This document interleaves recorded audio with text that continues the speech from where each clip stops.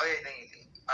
So my question was, how do we tell a prophet, like how do we know the difference between a prophet and like a divinator? Okay. So the question was what is the difference between a prophet and diviner? So diviner is some like No. My question was, how do we tell the difference? Like, how do we know yeah one's a prophet and one's a... yeah. So what is the difference between a true prophet and somebody is a novi sheker that they call it. Novi sheker, it's like false prophet. So somebody who says something and it does not come true.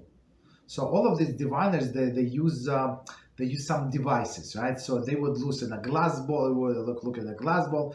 They use some spices, this and that. So basically, they got their knowledge from some third party, or they would yidonich, like what they would do. They put the bone of the dead animal into their mouth, and the voice is going to come from there. Or I think the bone from a chicken under his armpit, and the voice is going to come from armpit. So all of this, of course, these diviners, right? So these people, for sure, they use magic, they use black magic, all of this crazy stuff. So for sure, they're not prophet. Prophet is someone, so like goes like again, like on what Hashem said. That's it. So on what Hashem said, and he gives prophecy that this happened, and we verify. I don't remember. Maybe two times he has to give prophecy, and that's it. So diviners, they clearly use something else to get information. It's not from Hashem. Right? As we know that there's a famous story in I think it's Talmud Rosh Hashanah about maybe we heard it about the guy. I don't remember what happened in the beginning, but he promised a lot of money to tzedakah before Rosh Hashanah. The guy said, "You out, get out of the house!" And then he went in the middle of the night, where he's going to sleep. He went to the cemetery, and he was. I'm just shortening the story to get to the point, right? Well, one time I'm going to tell the story. So he went to the cemetery, right, to sleep on the night of Rosh Hashanah, and he heard the spirits of the deceased, right? They say the two young ladies, they were buried next to each other, and one said to another, "Let's go fly into the heaven and listen what it says behind the curtain." Whatever curtain means, okay. So and then actually they heard what the judgment is going to be for this year, and then they brought the judgment back. So basically, this guy, right? So he got the prediction. It was about crops that you don't sow it this time, but after that time, because it were going to be drought or too much rain, whatever the story was. You understand? So basically, you can get information from here as well, right? So, but of course, it's not he's not a prophet. So, and all of the details about prophecy and how to get it, all of the details is in Rambam, Hilchas Yisudei Torah. Don't remember which chapter, but it's simple to find. It's one. I don't think that there are many chapters. One of the chapters is dedicated to all of the prophecy, like with all of the details, with all of the examples. You can get there.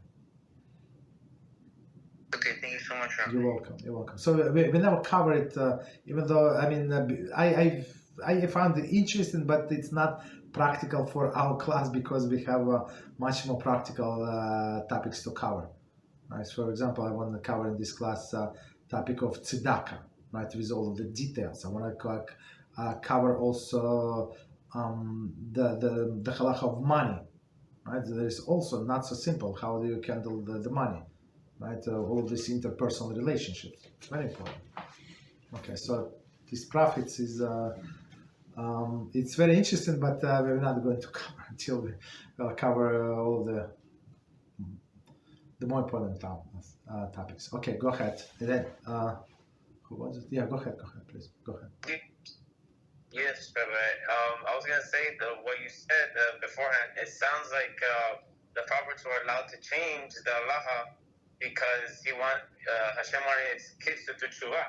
So it sounds like, I don't know if I'm Yes, yeah. It was understanding it one correctly. time. No, you're right. I apologize. So it was one time to prove a point, and some commentaries actually said that Eliyahu did not ask Hashem's permission, right? So it's not so clear that Hashem was involved in a decision-making process to do this sacrifice. So, but Eliyahu, under such a pressure, but the whole nation, as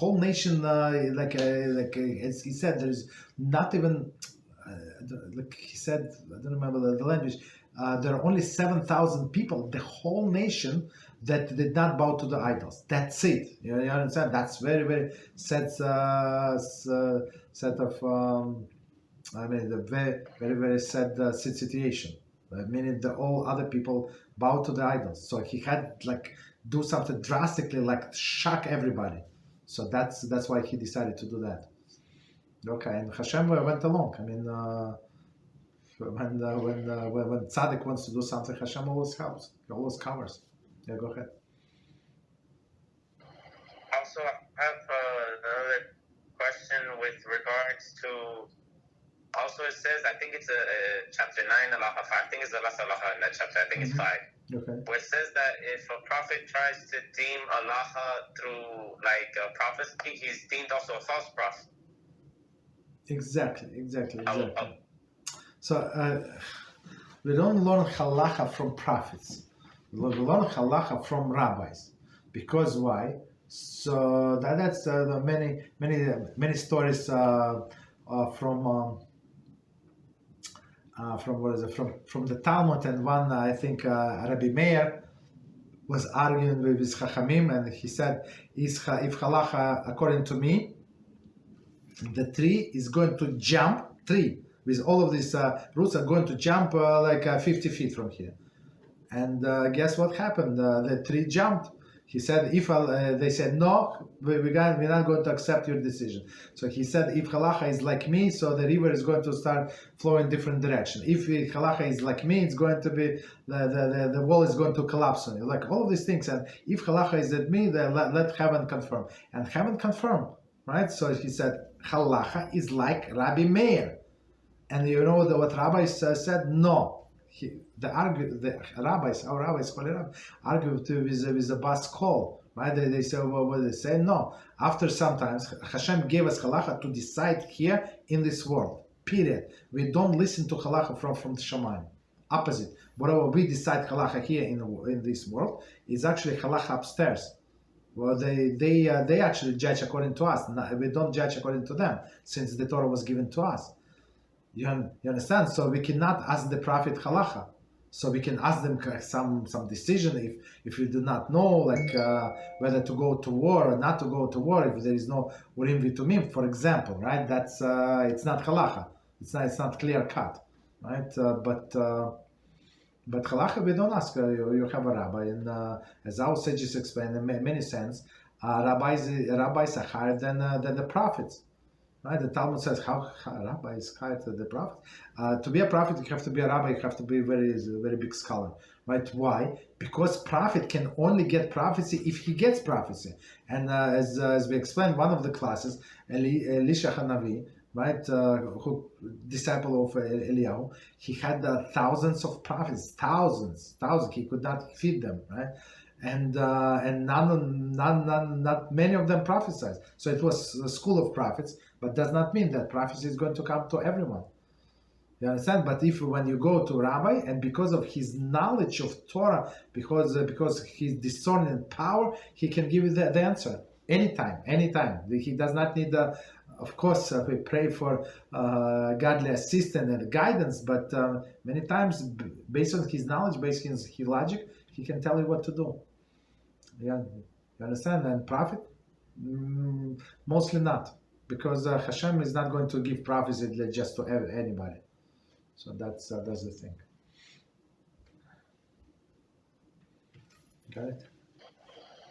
Thank you, Rabbi. Yes. Yeah, you're welcome. Okay, good. Go ahead, Daniel. Go ahead. Yeah, that was a great question. Actually, in regards to that answer, is that why the prophets conveyed the Masorah to the sages of the Great Assembly? because the people of the Great Assembly were mainly Torah scholars. There were some surviving prophets, but the vast majority of the group were Torah scholars instead of prophets. Is that why? No, okay. Well, so all of the prophets were big scholars. So ignorant person could not be a prophet. So one of the requirements of prophets, so he has to be pure. He has to purify his character. Hashem is not going to talk to arrogant person. He's not going to talk to greedy person. So meaning that person had to work on themselves. You understand? So these prophets, in order to receive the prophecy, it must be pure vessel. And of course, you cannot be pure if you do not know Torah. So people think what is good, what is not good. I see what all the craziness on the world. I mean, maybe I said many times on the comments that people leave us on the YouTube.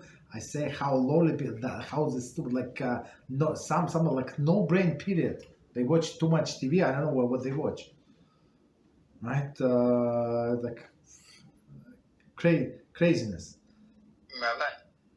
Just 1 second. Let me finish. So